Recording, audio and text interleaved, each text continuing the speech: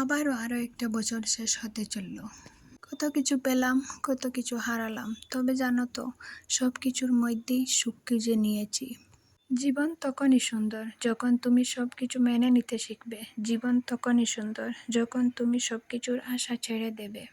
আসসালামু আলাইকুম, সবাই কেমন আছেন? আশা করছি আল্লাহর রহমতে সবাই ভালো আছেন। আলহামদুলিল্লাহ, আমরাও ভালো আছি। রুটিন মতো সকালের কাজটা আগে শেষ করে নিচ্ছি।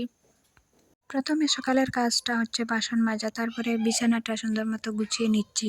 শীতের দিন সকালে বিছানার উপরটা এত অগোছালো থাকে, আমি কম্বলটা বিছানার উপর রাখি না, এটা ভাঁজ করে আমি আলমারির ভিতর রেখে দিই, কারণ সারাদিনের ধুলাবালিটা কম্বলের উপরে না এসে পড়ে। তাই আমি ভাঁজ করে আলমারির ভিতরে রেখে দিই। আমার বিছানাটা অর্ধেক গুছানো হয়ে গেছে। আমার আজকের ভিডিওটা যে যেখান থেকে দেখছেন, যদি দেখানো কোনো অংশ ভালো লেগে যায়, প্লিজ একটি লাইক দিতে ভুলবেন না। আর আপনি যদি আমার চ্যানেলে নতুন হয়ে থাকেন, আপনি চাইলে আমার চ্যানেলটাকে সাবস্ক্রাইব করে নিতে পারেন। আর ফেসবুক থেকে দেখে থাকলে ফলো দিয়ে দেবেন। আপনি যদি এই কাজটি অলরেডি করে থাকেন, আপনাকে অসংখ্য ধন্যবাদ।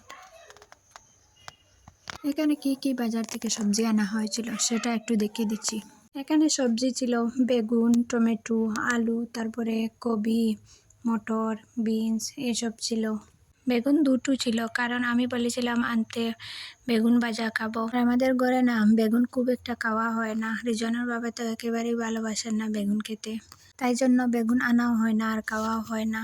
আমার ভালো লাগে খেতে, তাই মাঝে মাঝে ঘরে আনা হয় বেগুন। আর সাথে মাছও এনেছিলেন। এগুলোকে ধুয়ে পরিষ্কার করে এখন হলুদ লবণ মাখিয়ে আমি ভেজে নেব। অনেকেই দেখেছি মাছ না ভেজে রান্না করে খান, তবে যার কাছে যেমনই ভালো লাগে সে তো তেমনই খাবে। আর আমরা না ভাজলে খেতে পারি না, তরকারিতে হোক বা বোনা হোক, এটা না আমাদের অভ্যাস হয়ে গেছে। আমি এখন ভালো করে হলুদ লবণ লাগিয়ে তারপরে ভেজে নিচ্ছি। মাছ ভাজার জন্য একটা কড়াই বসিয়ে দিয়েছি। কড়াইটা একটু গরম হয়ে গেলে তারপরে তেল দিয়ে মাছগুলোকে একে একে করে ভেজে নেব।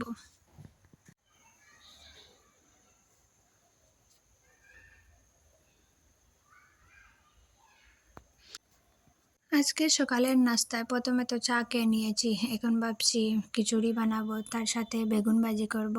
তো খিচুড়ি বানানোর জন্য এখানে আমি রকমের সবজি, তারপরে ডাল, চাল ভিজিয়ে রেখেছি অনেকক্ষণ আগে।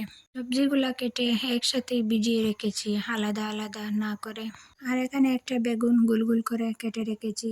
এখন আমি ডাল, সবজি, চাল ওগুলাকে পরিষ্কার করে পুকুর থেকে ধুয়ে আনবো।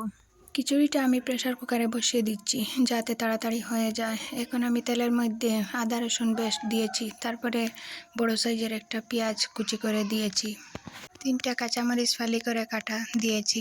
ভালো করে নেড়েচেড়ে পেঁয়াজ রসুনের কাঁচা গন্ধটা যাওয়ার পর লবণ, হলুদের গুঁড়া, মরিচের গুঁড়া, সামান্য জিরের গুঁড়া দিয়ে আর একটু কষিয়ে তারপরে চাল, ডাল, সবজি ওইগুলা দিয়ে দিচ্ছি।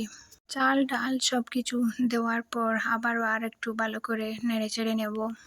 ও হ্যাঁ, খিচুড়িতে সাথে একটা টমেটোও দিয়েছি। খিচুড়ি কি শুধু বৃষ্টির দিনে খেতে মন চায়? আমার তো যে কোনো সময় যে কোনো দিনেই খেতে মন চায়। আর খিচুড়ি হলেও বাচ্চারাও খুব ভালো করে খায়, আমারও খুব ভালো লাগে। আজকে সবজি দেওয়ার কারণে অনেক মজা হয়েছিল। আর খিচুড়িটা একটু নরম করেই রান্না করেছি। খিচুড়িটা তো আমি বসিয়ে দিয়েছি, এখন বেগুনগুলাকে ভেজে নেব। তার জন্য আমি হলুদ, মরিচ, সামান্য জিরের গুঁড়া, লবণ দিয়ে ভালো করে মেখে নিয়েছি। একটা কড়াইয়ে একটু বেশি করে তেল দিয়ে তারপরে বেগুনগুলাকে আমি ভেজে নিচ্ছি।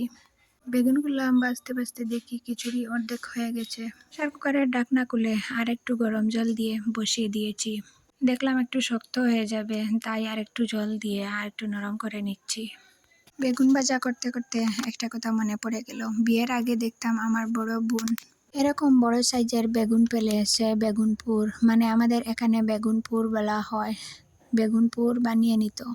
আমরা বোনেরা বাবার বাড়িতে বেশি দিন হাসি খুশি আনন্দ মজা করার সময়ই পাইনি, কারণ আমাদের অনেক কম বয়সে বিয়ে হয়ে গিয়েছিল। কত বয়সে বিয়ে হয়েছিল বয়সটা হয়তো এখনকার আইনতভাবে বলা ঠিক হবে না, তবে আগে আরও এসব ছিল না। এখন তো আইনতভাবে 18 বছর না পড়লে মেয়েদের বিয়ে হয় না। যদি থাকতো আগে এরকম, আমার থেকে বেশি খুশি আর কেউ হতো না। যে বয়সে বিয়ে হয়েছিল তার থেকে আরো 2 বছর বেশি বাবার বাড়িতে থাকতে পারতাম। তো যাই হোক, ভিডিওটা করার সময় একটু এলোমেলো হয়ে গেছে। হাতে মোবাইল ছিল কিন্তু বুঝতে পারছিলাম না যে ভিডিও এলোমেলো হয়ে যাচ্ছে। বেগুন ভাজি করা শেষ, এখন আমি একটা ডিম ভেজে নিচ্ছি সেম কড়াইয়ে। তারপরে খিচুড়ি থালাতে বেড়ে খেয়ে নিচ্ছি। আমার আজকের ভিডিওটা এই পর্যন্ত। সবার সুস্বাস্থ্য কামনা করে আপনাদের কাছ থেকে বিদায় নিয়ে নিচ্ছি। আল্লাহ হাফিজ, আসসালামু আলাইকুম।